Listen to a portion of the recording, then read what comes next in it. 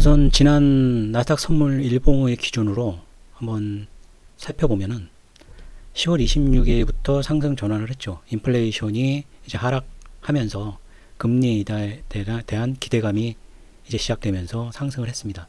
중간에 3월 21일까지 4,560포인트 상승을 했고, 중간에 이제 되돌림 하락이 있었죠. 그리고 다시 4월 19일부터 7월 11일까지 또 강력한 상승을 보였습니다.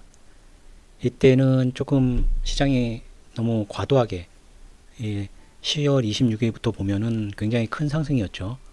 단기간에 이렇게 급등한 게 뭐 거의 8,000포인트가 넘게 상승을 한 상태이기 때문에 7월 11일날 CPI가 오히려 낮게 나오면서 좋은 재료에 판다 하는 어떤 재료에 판다는 게 나오면서 이제 하락을 시작했습니다. 여기서의 하락은 이제 과도한 단기 급등이었다고 보고 있고요. 이제 하락하면서는 NK 트레이드, 청산, 침체 얘기, 이런 것들이 나오지만, 그건 이제 그 하락 조건을 나중에 갖다 붙인 거죠. 7월 10일부터 8월 5일까지 단기에 굉장히 빨리 하락을 했습니다. 3,600포인트. 비슷하게 올라간 만치 비슷하게 떨어졌고요. 그리고 하락의 끝에서 또 굉장히 빠른 반등이 일어났습니다. 8월 5일부터 8월 20일까지. 여기에 지금 위치해 있는데, 다시 고점을 돌파할지 아니면 하락으로 전환돼서 전지점이 깨있지, 굉장히 향후 2, 3주가 중요한 시점이라고 볼 수 있습니다. 그에 따라서 포트폴리오도 다시 정비를 해야 되고요. 다시 고점을 돌파하는 데는 여러 가지 조건들을 충족을 시켜야 됩니다.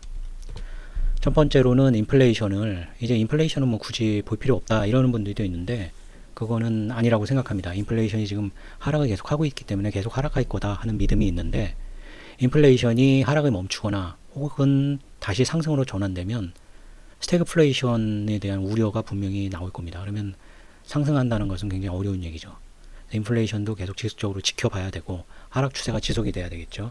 고용지표도 안정적으로 하락을 해야 될 겁니다. 실업률도 너무 급격하게 빠지지 않고 천천히, 고용지표가 천천히 하락해야 된다. 이것도 굉장히 어려운 얘기죠. 급속하게 하락하면 또 침체 얘기가 나올 테고, 고용지표가 또 뜨겁게 달구어지면 인플레에 대한 우려가 생기게 될 겁니다. 그리고 향후 기업 실적이나 가이던스가 계속 이제 실적 발표할 때마다 호조를 지속해야 되죠. 근데 최근 들어서 약간 그게 어긋남이 보이는 것 같기는 합니다. 하지만 향후 이제 당장 엔비디아 실적 발표 때 이 상황을 계속 봐야겠죠. 경제 지표가 유지를 해야 된다는 건데, 이제 소매 판매나 GDP나 이런 게 과열로 가도 안 되고 급속하게 냉각돼도 안 되고, 과열로 가면은 또 다시 인플레이션이 우려가 되고, 또 급속하게 떨어지면 침체 문제가 되고, 적정선을 유지하는 게 가장 상당히 좀 힘든 조건이죠. 그리고 하락할 때는 이제 미국 부채가 너무 과도하다 이런 문제가 언급이 되는데, 또 상승할 때는 쑥 들어갑니다. 근데 이거에 대해서 해결은 안 됐다는 거, 부채가 점점 늘어나고 있고, 그 문제는 하락할 때는 커다란 뇌관이 될 수가 있겠죠. 일단 2, 3주 동안 중요한 것은 이제 8월 29일 엔비디아 실적, 그리고 8월 29일 2분기 GDP, 적당하게 나와야 되는 경제지표, 그게 가장 좀 어려운 얘기입니다. 8월 30일 이제 물가지수, 개인 소비지출 물가지수 나오고, 9월 3일날 폭락 때 이제 촉발시켰던 ISM 제조업 구매자 지수, 이게 또 하락을 한다면 이것도 문제가 되겠죠. 실업률도 또 빠진다면 문제가 되겠죠. 이것도 오히려 유지나 아니면 0.1 정도 상승은 시장에서 받아들일 수도 있을 것 같은데, 또 0.2% 정도 빠진다거나 그러면 또 침체 얘기가 나올 수 있을 겁니다. 9월 11일, 12일날 인플레이션 지수들, 물가 지수들, 이게 중요하지 않다 하는 분들도 있는데 굉장히 저는 아직 중요하다고 생각합니다. 그리고 9월 19일날 FOMC 금리 결정이 있고요. 이 과정을 거치면서 어느 정도 상승인지 하락인지 방향을 잡아갈 수 있을 거라고 봅니다. 그래서 굉장히 중요한 2, 3주가 되겠죠. 그리고 침체를 보려면 역시 그 유가나 구리 가격의 추이를 보는 것들이 굉장히 정확도가 높죠. 침체 쪽으로 가게 되면 유가가 계속 지속적으로, 유가나 구리 같은 것이 지속적으로 빠질 것이고, 중국 경제는 지금 침체 상태라고 봐야죠. 회복 기미도 지금 현재로 안 보이고 있고, 유럽 경제는 계속 유럽 쪽도 증시가 호황인 상태이기 때문에 아직 침체의 저기는 없지만, 만약 유럽도 침체 쪽에 어떤 시그널이 나온다면은 미국 혼자만 호황을 누리기는 어려울 거라고 봅니다. 그래서 중국 경제, 유럽 경제, 증시 상황도 계속 지켜봐야 되고, AI 모멘텀이 조금 주춤해진 듯한 그런 건 있죠. 초반보다. 여기 AI에 투자해서 과연 얼마나 그것이 시적으로 나오느냐, 이게 의구심을 제시하는 사람들도 있고요. 그리고 물론 금리나 비트코인이나 금, 환율 뭐 이런 것들이 다 그 매크로 전략을 짜는데 필요한 그 지표들이겠죠. 이런 것들을 모두 다 같이 봐줘야 될 것입니다. 유가 원유는 지금 뭐 많이 빠진 상태는 아닙니다. 물론 이 뭐 전쟁 위험성 때문에 $80가 넘었다가 이제 하락하면서 $70는 지켜주고 다시 반등하는 분위기인데, 침체 상태는 아니지만 뭐 경제가 굉장히 호황에 있고 잘 나가는 그런 상태도 아닌 거죠. 예, 유가도 지속적으로 지켜봐 주셔야 되고, 뭐 구리도 마찬가지입니다. 구리도 뭐 꾸준히 올라가다가 하향 추세에서 약간 반등하는 추세이죠. 이게 침체액이 나오면서 주가 빠질 때 뭐 같이 빠졌던 것은 있습니다. 이것은 이제 제가 매매하는 모든 그 수익 모델을 정리를 해놓은 건데, 장기적으로 미국 주식 시장에 있는 주식, 그리고 장기적으로 한국 주식의 한국 주식이죠. 그리고 단기적으로 하락 장세일 때는 이제 제가 선물로 주로, 하락 장세에서도 큰 반등이 있기 때문에 선물로 이제 매매를 한다고 그랬죠. 장기 때는 주식을 계속 사고 팔고를 안 하고 들고 가니까 주식으로 들고 가는데, 단기 장세에서는 짧은 반등장이나 아니면 하락 장세는 선물로 그 매매를 하는 것이 훨씬 매매도 수월하고 뭐 사고 팔기가 훨씬 좋습니다. 이것이 사실 제 요 장기 때 주식 매매하는 거랑 단기 때 선물 매매하는 것이 제 포트폴리오의 90% 이상이고요. 원유나 천연가스가 그 침체 시기가 아닌데 가격이 너무 하단으로 내려오게 되면 이제 ETN을 활용해서 저가 매수, 이거는 비추세 박스권 매매죠. 환율 이제 주로 $1 선물을 매매를 하고요. 그리고 주식은 이제 단기 매매할 때는 역시 신규주가 뭐 상백 %씩 변동할 수 있는 주식은 지금 신규주가 유일하니까 신규주의 상장의 매매 쪽을 하고 있고, 그리고 단기 투자는 주로 이제 테마나 한국 주식이죠. 미국 주식을 테마에 입각해서 매매하지는 않습니다. 미국 주식은 오직 장기적으로만 매매를 하고요. 한국 주식은 현재로 보면 단기적으로만 매매를 하고 있습니다. 장기 투자를 보면 이제 제가 2, 3주간 방향을 상승인지 하락인지 이제 2, 3주간 발표되는 지표로 방향을 잡고 장기 투자를 하게 된다고 하면은 이제 저는 미국 주식만 장기 투자하는 것을 추천해 드립니다. 미국 주식이 아니라면 뭐 인도나 인도네시아나 베트남이나 뭐 이런 성장이 가파르게, 마치 한국이 개발도상국일 때 강력하게 성장해왔던 것 같이 그런 나라들을 찾아서 투자하거나 아니면 미국 쪽을 투자하는 것을 추천해 드립니다. 왜냐하면 뭐 옛날 10년 전만 해도 이제 미국 주식에 투자하는 한국 분들이 거의 없었죠. 근데 지금은 뭐 한국 분들 뿐이 아니라 전 세계 모든 자금이, 그러니까 주식 투자 자금이죠, 미국으로 쏠리고 있습니다. 그러면 당연히 수요가 많기 때문에 미국 주식이 올라갈 수밖에 없고, 뭐 엔비디아나 구글이나 뭐 애플이나 기술 선도 기업이 미국에 쏠리는 현상이 지금 뭐 상당 기간 지속이 되고 있습니다. 그래서 좋은 기업들이 미국에 몰려 있기 때문에 장기 투자를 위해서 뭐 텐베거 주식을 고르려고 해도 미국 주식에서도 많이 나올 수밖에 없습니다. 한국 주식은 이제 저출산으로 이미 접어들었죠. 심각한 위기이죠. 그리고 뭐 지금 우파 정권이 들어섰음에도 불구하고 이 국가의 패러다임이 성장이 아니라 이미 복지로 넘어간 상태죠. 우파 정권이 들어섰을 때는 성장 쪽을 좀 하는 경향이 있었는데, 지금 우파 정권이 들어섰음에도 성장보다는 뭐 복지, 결국은 그 표를 얻어야 되니까요. 정권을 재창출하기 위해서는 표를 얻어야 되는데 복지 쪽으로 쏠릴 수밖에 없을 것 같습니다. 미국을 제외한 뭐 유럽들도 상당히 이런 복지 쪽이 강화되면서 성장의 그 국가의 목표를 삼기보다는 복지로 삼는다면은 물론 국가적으로는 좋은 얘기죠. 하지만 주식 시장에 투자한다는 입장에서 보면은 이런 나라에 투자한다는 것은 별로 그 성공률이 희박하다고 볼 수 있습니다. 그래서 마치 지금의 한국은 30년 전, 올해 이제 일본이 30년 전 기록했던 그 니케이 지수를 최고점을 올해에 돌파를 했었죠.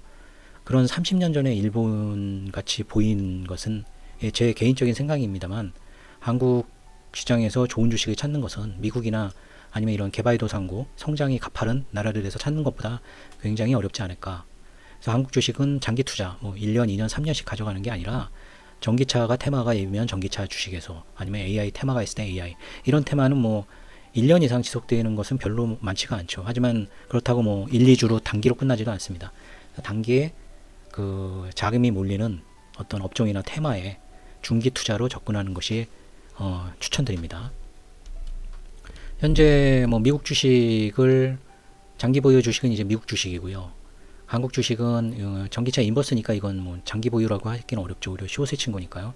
그리고 삼성 레버리지 ETN, 천연가스 이거는 뭐 원자재 투자니까 한국 주식은 없다고 보시면 되고, 주요는 저도 제가 매매하는 형태로 추천해 드린 겁니다. 저의 매매랑 상관없이 말씀을 드린 것이 아니고 현재 제가 하고 있는 매매 형태대로 말씀을 드린 거고요.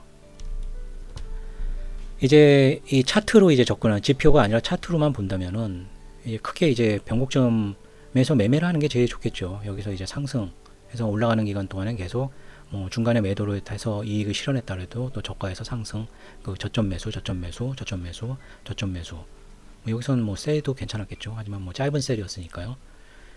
이게 셀은 짧습니다. 그러니까 상승을 롱이라고 부르고 그 바이를 롱이라고 하고 그 매도를 숏이라고 하는 이유가, 상승은 이렇게 롱으로 가고 있고 숏은 짧게 들어가서 먹는 거죠. 숏은 짧게 먹는다라는 그 기본적인 그 원칙을 언제나 머리에 새겨 넣으셔야 됩니다. 그리고 상승을 할 때 계속 이제 뭐 중간에 이익 실현을 했어도 저점에서 다시 매수 이렇게 하는 원칙을 그럼 어떻게 가져가야 되느냐, 이런 뭐 장기적으로 투자를 하든 단기적으로 투자를 하든 주식으로 가지고 있든 아니면 선물로 매매를 하시든 몇 가지를 원칙으로 정리를 해봤습니다.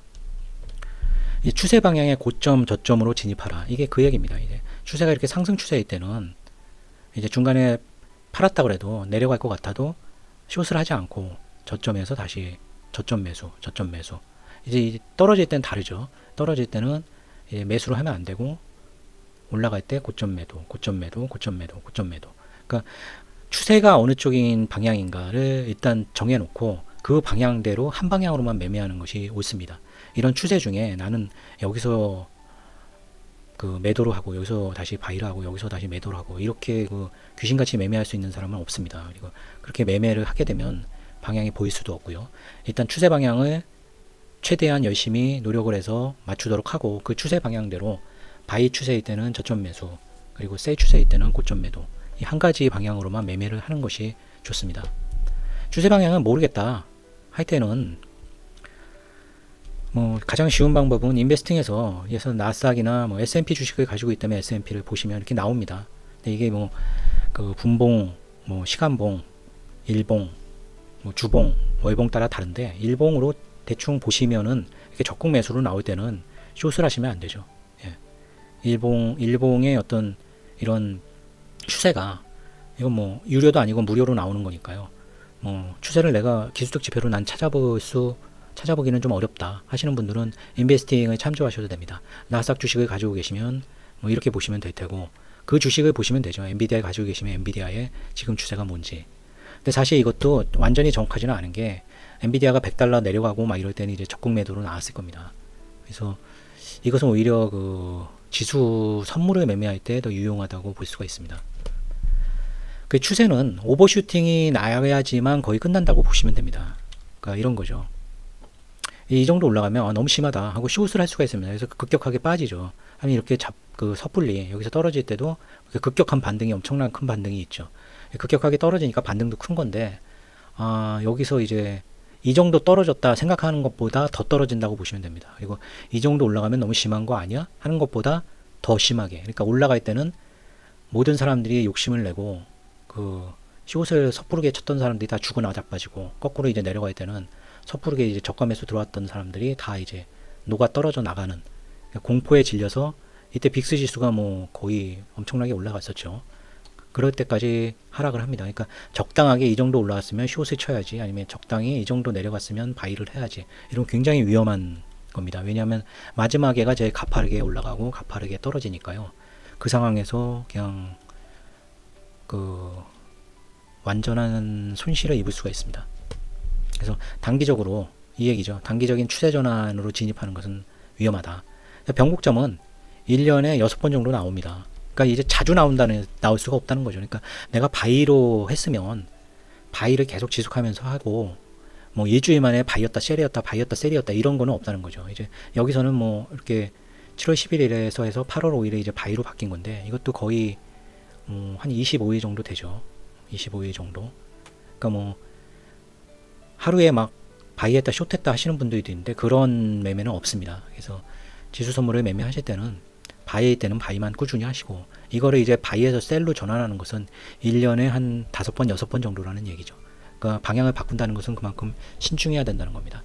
그리고 일단 진입을 하고 나면 손절을 갖다가 이렇게 올라갈 때도 보시면 저점을 안 깨면서 올라가요. 그래서 여기서 만약에 바이를 잡았다 그래도 중간에 이제 엄청나게 또 다시 떨어지는 게 있을 겁니다. 왜냐하면 이때만 해도 이제 빅스가 굉장히 높았으니까 변동성이 굉장히 크죠. 그러니까 당일의 변동성은 그 당일의 고저점은 언제나 깹니다. 근데 이렇게 올라가는 방향으로 잡으면은 그 전일의 고저점을 깨는 경우는 굉장히 드뭅니다. 그래서 이런 상승이나 하락일 때 전일의 고저점에 손절한다 이러면, 물론 전일의 고저점에 손절하게 되면 내가 진입한 포지션이 모두 그 손실로 될 가능성이 크겠죠. 그래서 자꾸 이 손절 포인트를 높이게 되는데, 그렇게 되면 결국 큰 주세는 먹기가 어렵습니다. 그러니까 뭐 200만 불, 300만 불 수익이 어렵고, 뭐 50만 불, 100만 불 이 정도 수익으로 마무리될 가능성이 큽니다. 내가 그래서 큰 추세를 먹겠다 그러면은 손절을 크게 두는 수밖에는 방법이 없는 것 같습니다. 내가 뭐 언제나 그 수익을 내는 매매로 끝내겠다고 그 손절을 낮추는 순간 변동성이 클 때는 다 그 손절에 잘리게 되는 것이 뭐 대부분입니다. 그래서 손절을 굉장히 크게, 근데 이게 추세가 확실하게 전환이 됐다, 그러니까 이런 거죠. 하락에서 전환이 됐으면 이거 어느 정도는 올라갈 것이다. 뭐 이게 상승해서 하락 추세로 넘어갔으면 뭐 1000포인트는 빠지겠지, 2000포인트는 빠지겠지, 뭐 이런 마음으로 하는 거지.